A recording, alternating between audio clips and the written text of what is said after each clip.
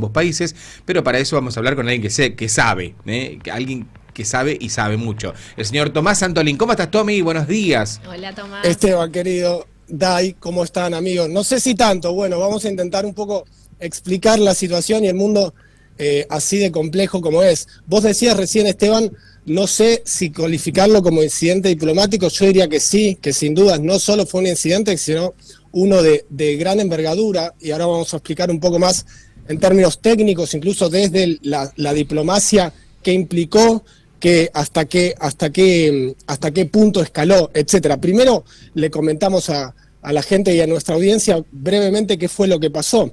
Javier Milei, presidente argentino, estuvo presente la semana pasada en un acto, como bien vos decías, un acto partidario del Partido Liberal, ese partido de los Bolsonaro, por el cual Jair Bolsonaro había sido presidente entre el 2019 y el 2022, y que hoy presenta como candidato presidencial para las elecciones venideras en Brasil a el hijo de Jair, a Flavio, hermano de Eduardo, toda una familia de dirigentes políticos. En este acto, bueno, además se formalizaba, se oficializaba la candidatura de Flavio. Javier Milei tuvo declaraciones bastante agresivas, bastante violentas, primero con Lula da Silva, el presidente de Brasil, lo llamó basura socialista, lo llamó ladrón, lo llamó presidiario. Recordemos, Lula da Silva había estado preso durante la presidencia de Bolsonaro por una causa que finalmente se terminó anulando, con lo cual hoy Lula da Silva no tiene un cargo penal, un cargo procesal en su contra, en ese sentido está limpio.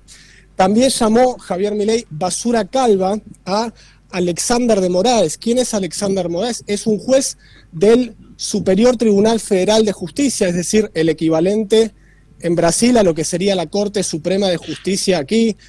No hace falta decir, tanto Lula da Silva como Alexander de Moraes, dos figuras de una jerarquía institucional enorme, muy alta, con lo cual aquí me parece que no sé si el presidente Milei no se da cuenta o ignora o se da cuenta y deliberadamente lo pasa por alto, es que al insultar, al tener expresiones tan agraviantes con Lula, con de Moraes, no solo está insultando a dos personas, sino también a las instituciones de Brasil, y a través de eso probablemente a la democracia brasileña, al pueblo brasileño. Creo este que... independiente... Sí, perdón, Tommy. ¿Sabés que creo que Milei está tan acostumbrado a hablar de esa forma acá en Argentina y que no tenga consecuencias y de que no pase absolutamente nada? Es sumamente verborrágico, no mide lo que dice, lo hizo en el propio Congreso de la Nación, o sea, fue bochornosa la forma en la que habló e insultó a cuanta persona se le cruzó por delante. Y claro, se va afuera, se va al exterior y cree que no va a haber consecuencias y cree que puede hablar libremente de esa forma y en realidad desató una crisis diplomática terrible. Totalmente. A ver, ¿cuáles fueron las principales consecuencias o los principales impactos? Figuras muy representativas tanto del gobierno de Lula como de la democracia brasilera fueron a tomar la voz, fueron los que salieron a responder. Por un lado, Mauro Vieira es el ministro de Relaciones Exteriores de Brasil, es decir, el canciller. También Edson Fachin, que es el presidente del Supremo Tribunal Federal, es decir, del equivalente a la Corte Suprema.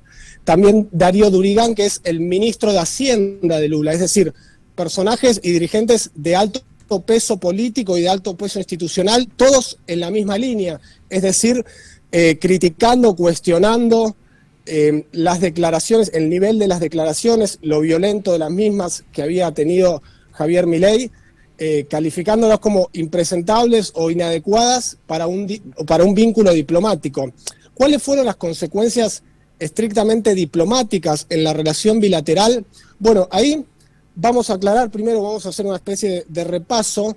Cuando dos países tienen relaciones diplomáticas, la forma de expresar en términos diplomáticos un malestar o un cuestionamiento de un país hacia el otro, tiene, diferentes pasos que van escalando en términos de la importancia o de la gravedad de los hechos. El primer paso suele ser un comunicado oficial emitido por la Cancillería. En este caso, ese ni siquiera se usó porque se pasó por alto de tan grave que era el asunto. El segundo paso suele ser, segundo y tercer paso, por un lado convocar al embajador extranjero en el país, es decir, en este caso Brasil, la Cancillería de Brasil, Itamaraty, convocó al embajador argentino, a Guillermo Raimondi, en Brasil para pedirle explicaciones. Esto efectivamente lo hizo la Cancillería brasileña y también llamó a consultas al embajador brasilero en Argentina, a Julio Vitelli. ¿Qué es llamar a consultas? Bueno, es decir, para expresar el malestar por parte de un país, en este caso Brasil, hizo retornar al embajador brasilero hacia Brasilia. Esto no lo hizo de manera permanente, porque ahí también ya tenemos otra distinción, si este llamado a consultas es momentáneo o es permanente. En este caso, esos serían los pasos, y ya el paso posterior es, digamos, el retiro definitivo del embajador y la ruptura de las relaciones consulares. Bueno, no llegamos hasta tan alto, llegamos hasta un paso antes, es decir, no llegamos, el llamado a consultas. No llegamos hasta tan alto porque tenemos a un líder en Brasil que tiene una estatura política inmensa y que sabe y entiende de que el problema entre dos personas para nada debe perjudicar en demasía las relaciones entre ambos pueblos, ¿no?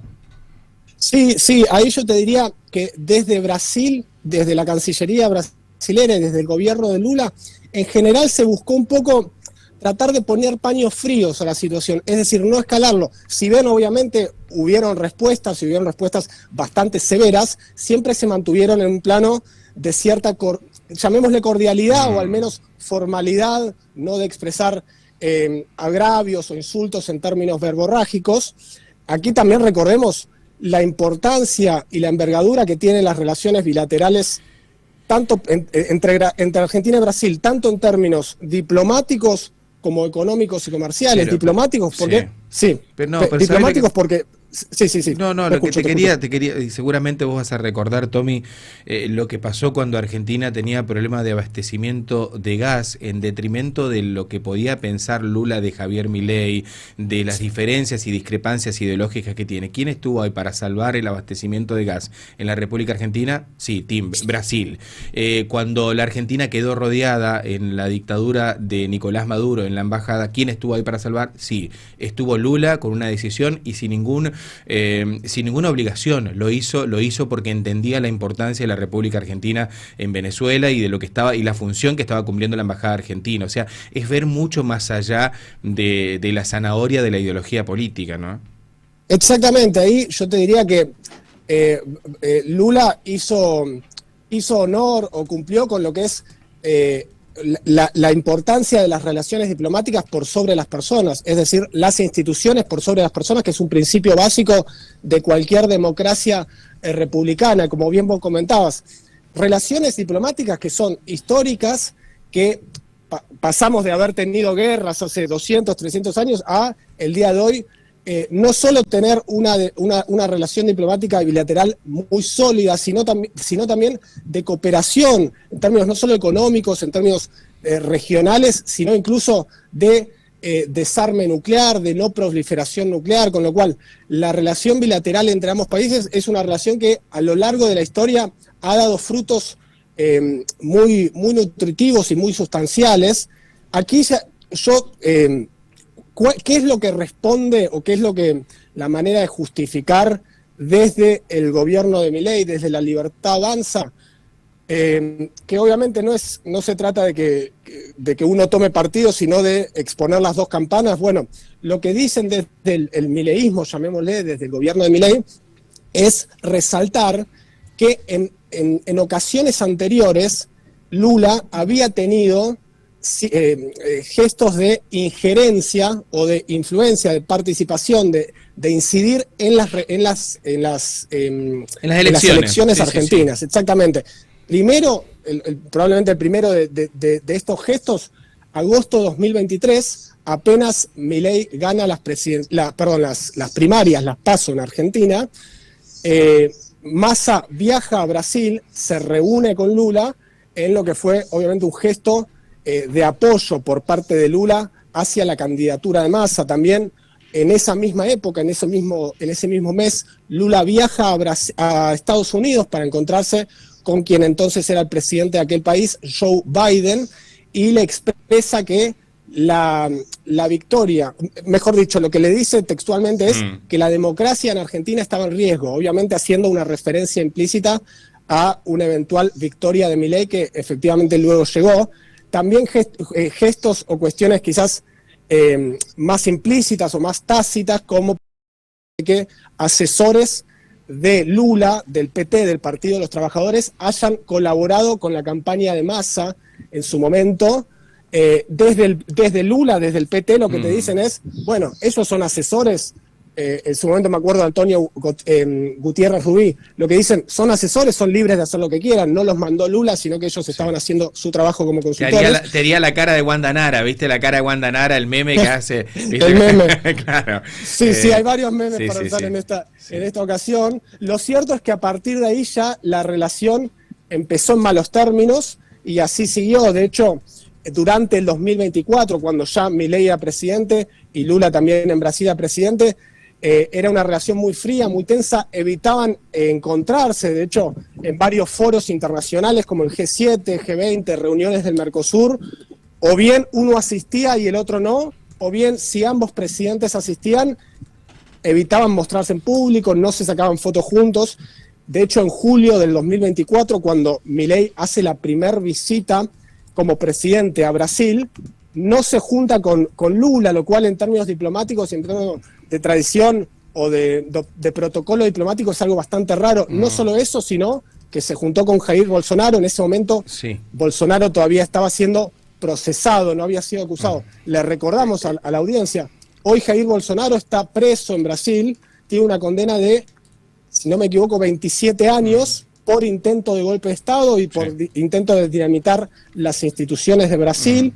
Tiene prisión domiciliaria.